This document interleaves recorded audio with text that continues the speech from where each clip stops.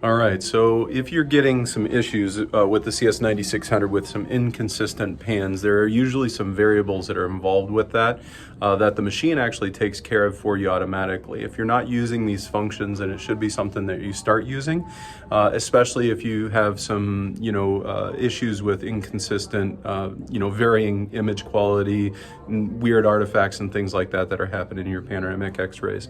The first thing is obviously making sure that the patient is in alignment properly. That's the facial midline, and then also Frankfurt horizontal, which is our tragus to the lower border of the orbital.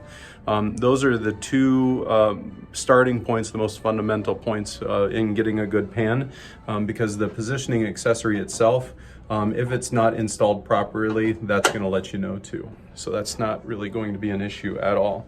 So starting out with positioning though, once you get the patient position in there, you are going to turn the camera button on. There's our camera button there in the lower right part of the screen.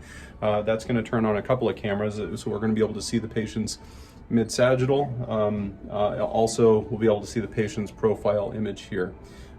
There's an AI button down at the bottom that'll automatically find the anatomic landmarks for Frankfurt horizontal, that's tragus and lower border of the orbital, and it'll tell you whether to move the gantry up or down, to raise the chin up or down until they get into plane alignment.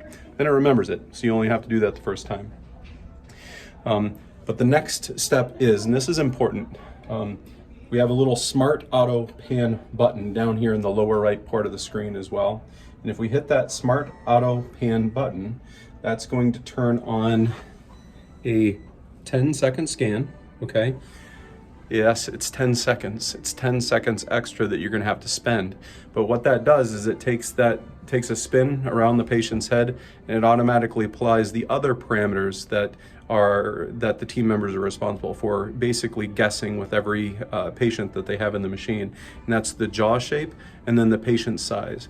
And these are extremely important for our panoramic x-rays because it determines the size of the actual frame, and it's very common to misguess on the patient's size with the panoramic x-rays.